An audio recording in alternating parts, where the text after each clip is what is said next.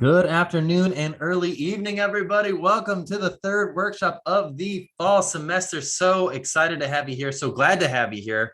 So excited to get right going. Hope everyone's having an awesome day today. I'm going to upload the link to our site. Hopefully everyone's doing well today. Hopefully everyone's having a good, solid Thursday.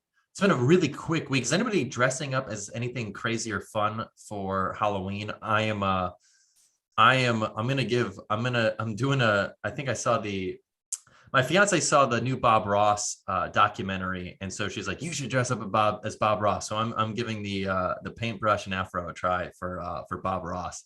But anyways, I'd love to learn. Is anybody doing anything fun or doing any cool costumes for Halloween? Post in the comment section. Would love to learn about it.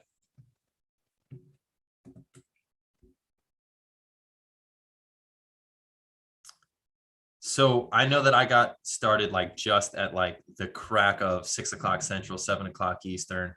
So we'll give everybody maybe a minute or more to jump in. I'm also going to turn on this light, this backlight that I've got, just in case when the sun goes down, I don't look super ghostly or anything like that.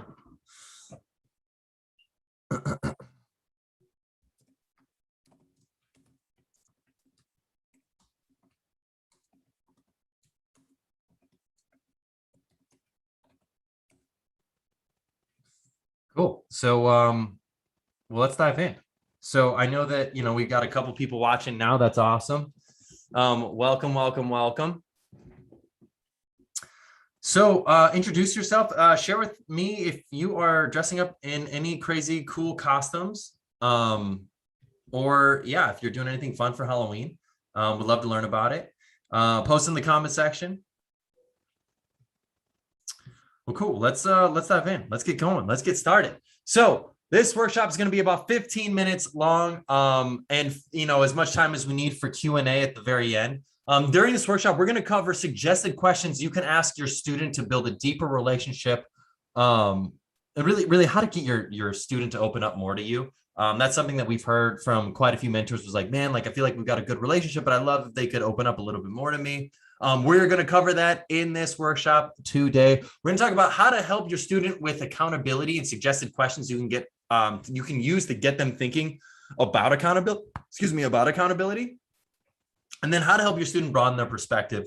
Really, these are great questions to ask to get a deeper, different perspective about your student and what they can do what you can do to be a better mentor to them, but what they can do to be their best selves as a student, trying to figure out their own path in their collegiate careers.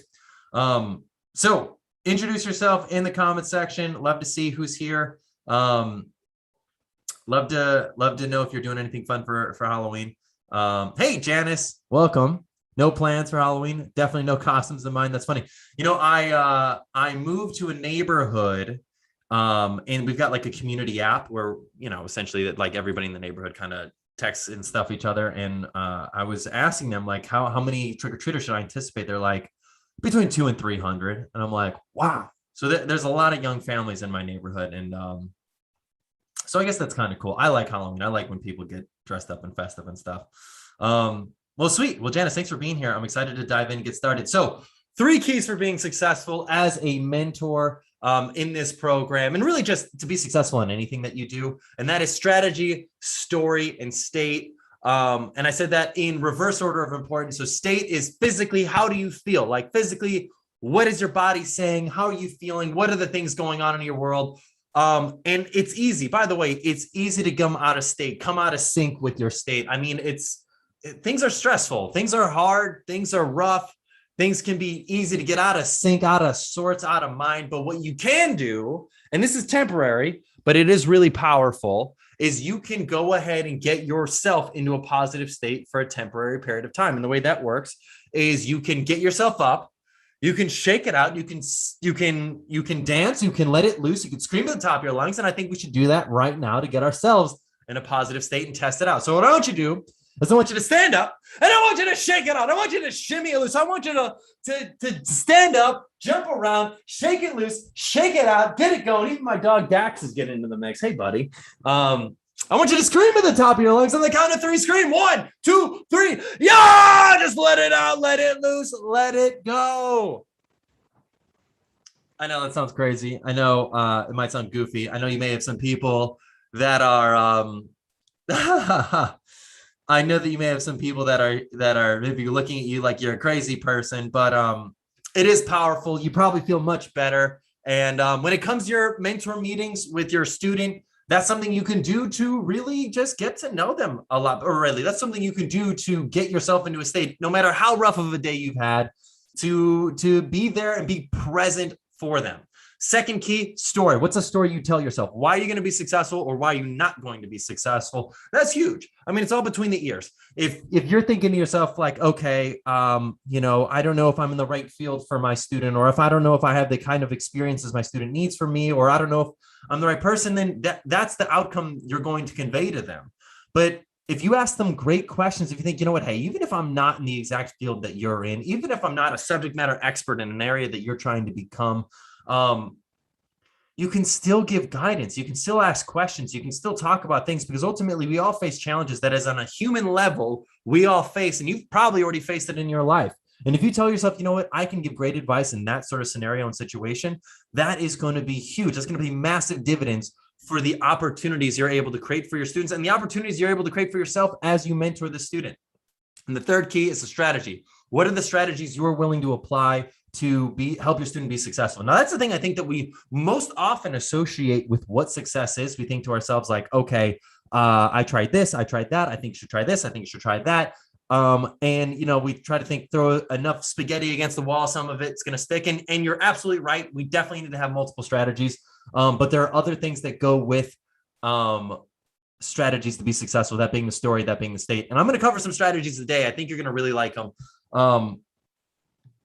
The first one is on how to build a deeper relationship with your student.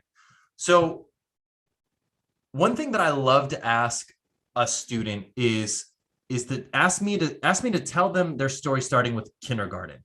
I know it may seem like a lot of detail, but it gives you a lens into their personal goals and drives. Ask questions like, what is your dream career and how do you plan on getting there? And ask, where do you see yourself in 5 years? And what this does, it helps you better understand where they're at, where they're going, and what they would like to do with their lifetime. And it also gives you an insight as to like where they came from. I know it's a tip that I gave last time in our last workshop, but I do think it's a really powerful tip that you can ask them. I also like to ask students to tell me a story about a time when they really wanted something and they ended up realizing that they didn't really want. So the question I like to ask students is, tell me about a time that you really, really wanted something. You wanted it so bad, but there was a hurdle in front of you. Maybe when it was growing up, you really wanted to get a dirt bike and your parents told you no. And then eventually over time, because you worked really hard and you really wanted to get it, you did whatever you could to get it. And then maybe after some time of thinking about it or working so hard to potentially try to achieve it, you weren't able to get it. What was that situation and what did I learn from that? I know it's a long way of saying it, but really the shortened version of saying that is, when was the time that you really wanted something and over time of trying to achieve it, you realized you didn't want that after all, and what did you learn from that experience? It's a great question to ask because it gives you insight as to where their head's at and how they handle adversity and what their determination level is and what they've done to try to accomplish something and their ability to adjust their goals as new factors come in and change and things change. It's a cool way to get to know your student on a deeper level. And it's a question I really like to ask students just to know them a little bit better. And ideally, you can share a story with them, a similar story with them too. Maybe you can share a time that you were really interested in getting something or achieving something, and then all of a sudden you realize that that's something wasn't what you wanted to achieve. Sorry, my dog is whimpering in the background because my fiance just got home from work. Actually, give me 1 second. I'm going to let him down. I'll be right back.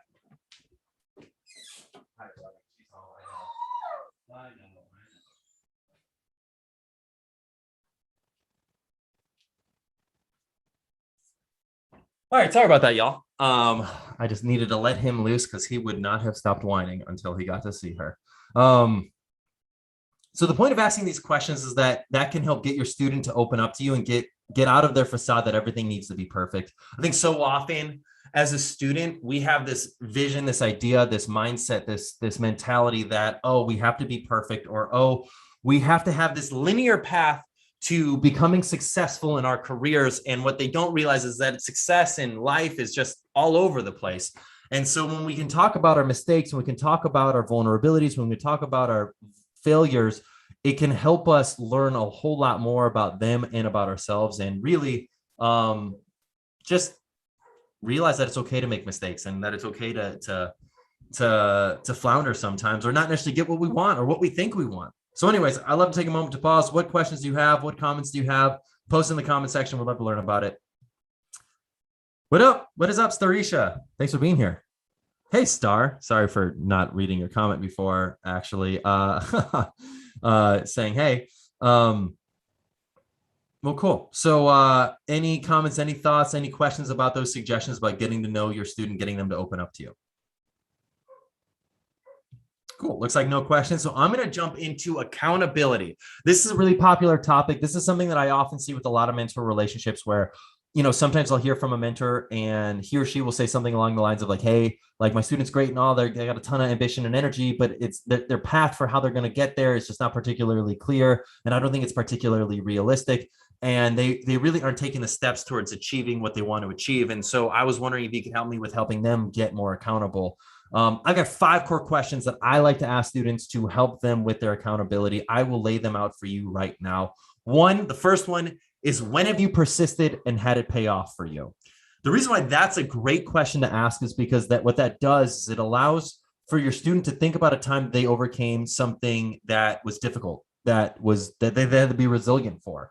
And so often when it comes to our work in our life and just being accountable for anything, if we can think about a paradigm in our life where we persisted, worked hard, overcame some form of adversity, it helps us realize what the rewards are for doing things that we know we need to be doing to be successful.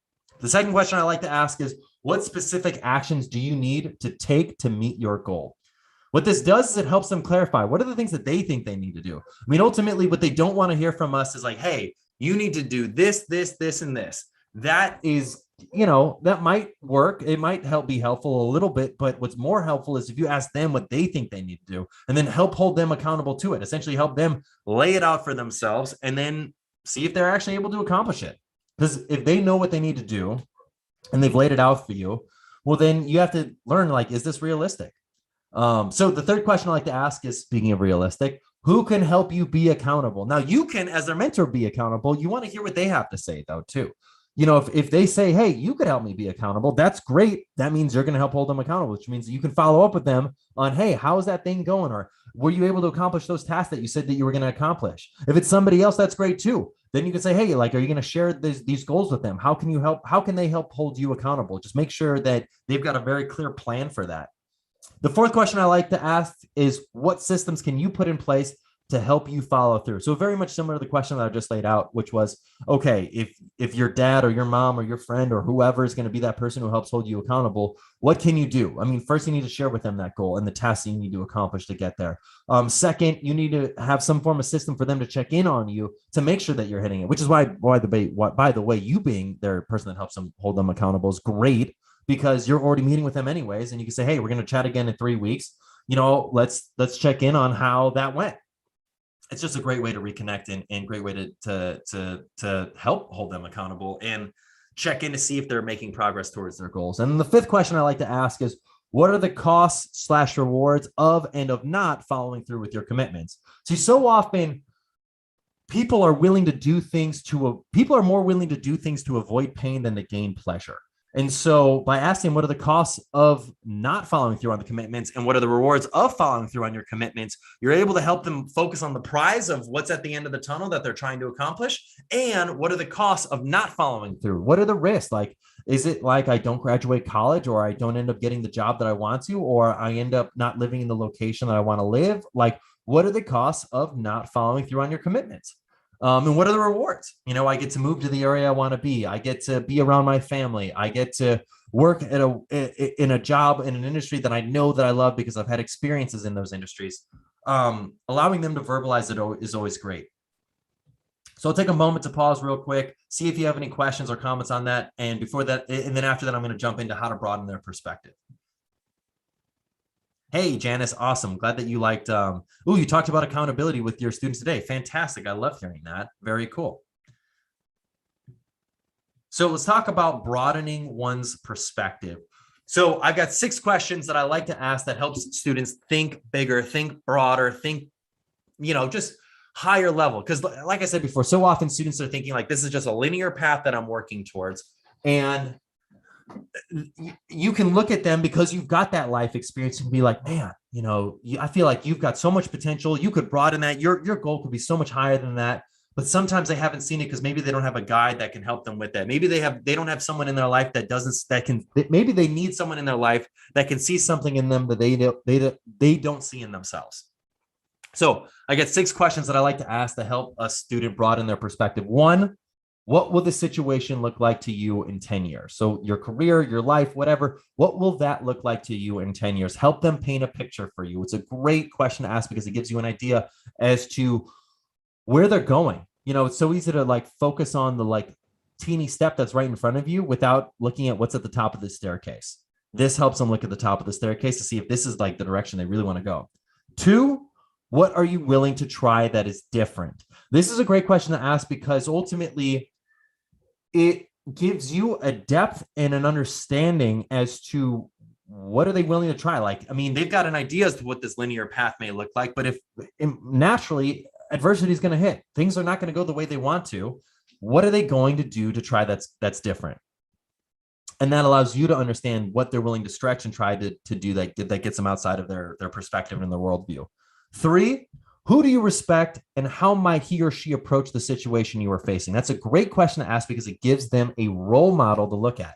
So if you ever feel like that your student is down on themselves or is thinking themselves short, ask them, what would this person do?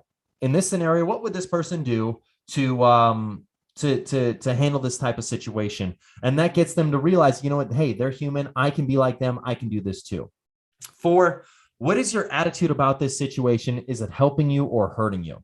Now, this is a great question about mindset because what this question does is it helps you understand where they're at. This is the part of the conversation where people can start bringing up excuses. They might say, well, I can't do this because of this, this, and this, or I can't do that because of that, that, and that. And you just ask them hey, what's your attitude about this situation? Is it helping you or hurting you? And if they can conscientiously verbalize, well, I'm just trying to be realistic, but to be honest, it might be hurting me in this scenario. That's a breakthrough. That's a huge breakthrough for them. The 5th question I like to ask is, what is one of your greatest strengths? How can it serve you in this situation? It's a great question to ask because what that question does is it helps your student realize what their strengths are and how they can use it as their superpower in the scenario when they've got a lot of adversity to face. And then the 6th question I like to ask is, what makes you curious about this issue? This is a great question to ask because it helps you understand why they're curious about what they want to achieve in their life. Ultimately, what they may end up realizing is their pinnacle, their top, their ultimate goal may not end up being where they want to go. Maybe there's something about that they're genuinely curious in, and they can apply that into another career field or into a new path. By asking them this question, you help broaden their perspective as to hey, maybe it doesn't have to be over here. Maybe it could go over in this direction, but the same core tenets that make you curious are still in existence. So those are 6 core questions that I love to ask a student to help broaden their perspective. Cool. So those are the key tips from our workshop today. I love to open up to see if y'all have any questions about anything that I mentioned or any guidance that I gave during this workshop tonight. And if not, all good. I'm loving that you're a mentor. I'm loving what you're doing for these students. It is super impactful what you do. And I want you to know that just being there for them, even if it's not clear and obvious as to how you're helping your student right now, really does have an impact. And it's something that, you should be proud of. So it doesn't look like there are any questions. I really appreciate y'all being here this evening. I really appreciate y'all being a mentor. I wanted to just make a final plug. Like if you're enjoying this mentor experience and you think like, hey, shoot, my company could use something like this, or I would love to get this on more of like a higher level, like a mastermind group type of level or something like that, please reach out to support@ambitioninmotion.com. That's Emily's email. We'd love to chat with you, love to see if there might be ways that we can collaborate and synergize. We love researching mentorship. We love researching manager to direct report relationships.